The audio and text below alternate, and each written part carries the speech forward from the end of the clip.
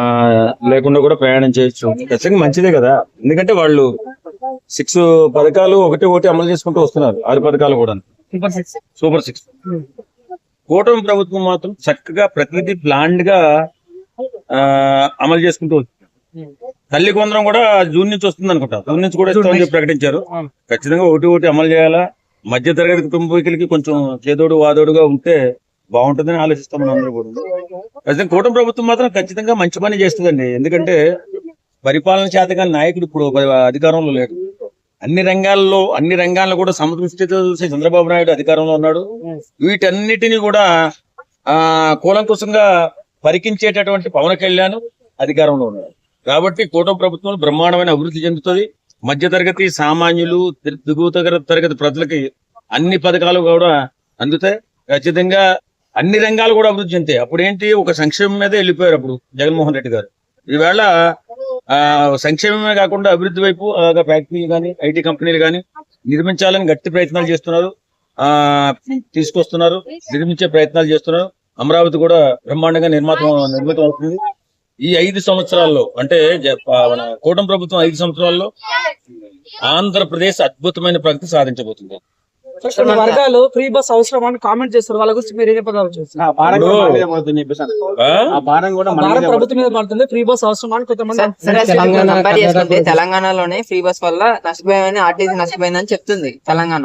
పక్క రాష్ట్రం చూసి కూడా ఇంకా దీన్ని అమలు చేయాలనుకోవడం ఎంతవరకు కరెక్ట్ అంటారు? ఇప్పుడు ఆయన విజనరీ ఉన్న నాయకుడు ఎవరైనా ఉన్నారు అంటే ఇండియాలోనే నెంబర్ 1 నాయకుడు అంటే చంద్రబాబు నాయుడు గారి ప్లానింగ్ పూర్తిగా అమలు చేస్తామా చేయలేమా అని పూర్తిగా పరికించిన తర్వాత, దాని గురించి తెలుసుకున్న తర్వాత, దాన్ని ప్లానింగ్ పూర్తిగా చేసిన తర్వాత మాత్రమే ఆయన ప్రకటన చేస్తారు. ఆయన్ని అంత తక్కువ అంచనా వేయడానికి లేదు. కాబట్టి పవన్ కళ్యాణ్ గారు సార్ మీరు 10 సంవత్సరాలు ఉండండి, ఆంధ్రప్రదేశ్ బాగా విధ్వంసం అయిపోయింది, మీరు 10 సంవత్సరాలు ఉండండి అని ఆయనకి అధికారం అప్పచెప్పడానికి మాట్లాడుతున్నాడు. ఎందుకు? ఆయన సీనియారిటీని ఉపయోగపడాల. అలాంటి గొప్ప వ్యక్తులు మనం ఉన్నప్పుడే అభివృద్ధి చేసుకోవాలనే ఆలోచనలో మాత్రమే ఉన్నది. కాబట్టి చంద్రబాబు నాయుడు గారు ఏ పథకం అమలు చేసినా దాన్ని పూర్తిగా అవగాహనతో అమలు చేస్తారు. ఇక్కడ పథకం అమలు చేశారు అంటే దాని గురించి నేను మాట్లాడకూడదు. అక్కడ పథకం గురించి మాట్లాడుతున్నాం కాబట్టి ఖచ్చితంగా చంద్రబాబు నాయుడు గారు మాత్రం ఏది కూడా లాస్ అయిపోయి అది ఆపేసేటటువంటి పథకం ఏది కూడా ప్రారంభించడు. ఖచ్చితంగా అది అమలు చేస్తారు. ప్రతి ఒక్కరికి మంచి జరుగుతుంది. ఆడపిల్లలకి కొంచెం ఈజీగా ఉంటుంది. కాకపోతే నా ఉద్దేశం ఏంటంటే ప్రభుత్వ ఉద్యోగులకి సంపన్న వర్గాలకి బస్ ఫ్రీ లేకుండా చిన్న చిన్న ఉద్యోగులకి పేద కుటుంబాలకి బస్ ఫ్రీ ఉంటే చాలా బాగుంటుందని నా ఆలోచన. నారా లోకేష్ ని ఈ రోజు ప్రధానమంత్రి ప్రత్యేకంగా రమ్మనడాన్ని ఎలా చూస్తారు? అవునండి, ఆయన ప్రధానమంత్రి గారు ఈ యువకుల ఆలోచనలు ఎలా ఉంటాయి అని ప్రతి ఒక్కరిని కూడా గమనిస్తూ ఉంటాడు. ప్రధానమంత్రి సామాన్యుడు కాదు కదా. మన ఈయనతో నారా లోకేష్ గారిని మీటింగ్ మీదే చెప్పారు, ఏంటి ఇంటికి రమ్మంటే రావట్లేదు, అంత బిజీ అయిపోయావని. ఏదో పని ఉంది సార్, వచ్చి కలుస్తాను సార్, మా కుటుంబంతో సహా వెళ్ళి కలిసి మాట్లాడతారు. ఆయన అభిమానం అంతే. ఎందుకంటే ఈ పవన్ కళ్యాణ్ గారు కానీ మన నారా లోకేష్ గారు కానీ బిడ్డలా చూసుకుంటున్నాడు ఆయన. కాబట్టి ఇంటికి రమ్మంటాడు, కూర్చుంటాడు, సరదాగా మాట్లాడతారు. ఏదైనా అవకాశం ఉంటే మన ఆంధ్రప్రదేశ్ కి ఖచ్చితంగా అభివృద్ధికైనా సహకరిస్తారు. సార్ సూపర్ 6 అమలు చేయడంలో కొద్దిగా ఆలస్యం అవుతుంది అంటున్నారు.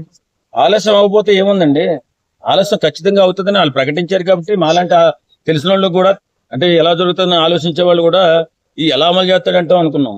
కానీ స్లోగా సంవత్సరానికి అలా ఒకటి డెవలప్ చేసుకుంటూ వెళ్తున్నారు. అదే రాజకీయం. ఊరగా ఒక్కసారిగా ఇచ్చేసి రాష్ట్రాన్ని అతపాతాలను తొక్కేసి భూములు నమ్మేసి లేదా స్కాములు చేసేసి ఇలాంటివి చేస్తే రాష్ట్రానికి దరిద్రం పడుతుంది. కాబట్టి ఇలాగే స్లోగా ప్రతిదీ అభివృద్ధి పదంలో నడుపుకుంటూ ఒక పథకం అమలు చేసుకోవాలి. అదే రాజకీయ సీనియారిటీ. అన్ని ఇస్తామని చెప్పి లాస్ట్ లో కండిషన్స్ అప్లై చేయడానికి ట్యాగ్ పెట్టి ఇలా ఒకటి లేట్ గా చేయడం కొంచెం మోసం చేసినట్టు అని మీద ప్రజల్ని. ఇస్తామంటే ఎక్కిన రోజు సంతకం పెట్టేస్తామని కాదండి. ఒక్కసారి ఎవరైనా సరే ఇప్పుడు పథకాలు ప్రకటించేటప్పుడు పథకాలు అమలు చేయడానికి కొంచెం టైం పడుతుంది. అందులోనే విడిపోయిన తర్వాత ఆ రాష్ట్రం బాగా అభివృద్ధి పదంలో కుంటుపడిపోయింది. ఎందుకు? ఆయన ఏం చేశాడు? వచ్చి ఎవరు మన జగన్మోహన్ రెడ్డి గారు, ఆయన కేవలం సంక్షేమ పథకాలు మాత్రమే అందరికీ సమృద్ధిగా ఇచ్చాడు. అభివృద్ధిని కుంటుపడిపోయింది, రహదారులు పోయినాయి, అన్ని పోయినాయి, ఏం లేదు. బిజినెస్ ఏం లేకుండా నాశనం చేసాడు. పథకాలు మాత్రం అరుగునోడికి తిన్నోడికి అందరికి ఇచ్చాడు. కాబట్టి అది అన్ని రంగాల్లో వెనకబడిపోయినాయి. ఇప్పుడు అన్ని రంగాలని వీళ్ళు చూసుకుంటూ వస్తున్నారు. కాబట్టి సమానంగా అభివృద్ధి చేస్తారు. ఆలోచన అంటే అదే, పెద్దవాళ్ళ ఆలోచన అంటే అదే. అలా ఆలోచించగలిగితేనే రాష్ట్ర అభివృద్ధి జరుగుతుంది. ఒక్కసారిగా వచ్చిన నన్ను బాంబు బ్లాస్ట్కి ఇచ్చేస్తే మొత్తం గుట్టుపడిపోతే సర్వనాశనం అయిపోతుంది రాష్ట్రం. అలా చేయరు ఇప్పుడు చంద్రబాబు నాయుడు గారు. అన్ని ఆలోచించి ఈ పథకం ఎంతవరకు అమలు చేయగలుగుతాం, ఎంతవరకు అమలు చేయలేం, అమలు చేస్తే వచ్చే నష్టాలేంటి, అమలు చేస్తే నష్టం ఏమైనా వస్తుందా, దీన్ని అమలు చేయగలమా ఫర్దర్ గా కాదా అని పూర్తిగా దాన్ని అవగాహన చేసుకున్న తర్వాతే ఏ పథకమైనా అమలు చేస్తారు చంద్రబాబు నాయుడు. Thank you.